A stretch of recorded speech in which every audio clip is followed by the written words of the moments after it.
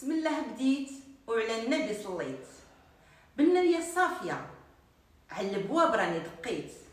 رمضان جا معاه المحبة والخير، شهر العفو والغفران والذكر اللي نور التفكير.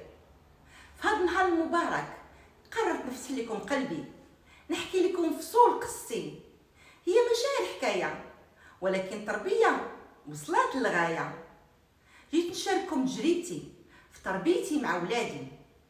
في كل لحظة ضعف رجعناها قوة مخبية فينا، وفي كل ساعة غضب شعلت في قلوبنا البصيرة. حولناها فهم وعقل في هذه الرحلة الكبيرة. أما وقت التعب اختارنا الراحة والسكينة، لقينا في صبرنا كنز وبنينا علاقة متينة. هذه قصتي بالنية بدات بدمعة وابتسامة، وبخطوة بخطوة وصلت للبير السلامة.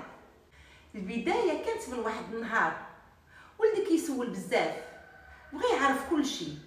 واش هادشي عادي؟ واحد النهار مشيت عند الطبيب ومعايا ولدي اللي عنده 4 سنين. غير دخلنا بدا كيسول على كل تصويره معلقه وعلى كل آلة شافها تما.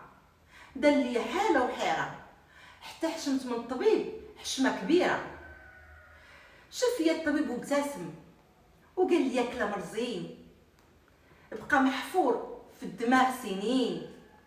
شوفي يا لاله، لو كان بقى ولدك ساكت وفوق من الكرسي جامد غنقول لك ولدك ماشي طبيعي، حيت كثرة الاسئله كتدل على الذكاء وعلى الرغبه واكتساب المعرفه، وهذه هي اكبر نعمه. كلام الطبيب درتو خرصه في ودني، ديك علاش وكيفاش حلات لي الطريق في وجهي. منين كيطرح السؤال كنشد بيدو والمكتبه كتولي هي قصدي. في وسط الكتب كنقلبوا مع بعضنا على كل ما هو مخفي.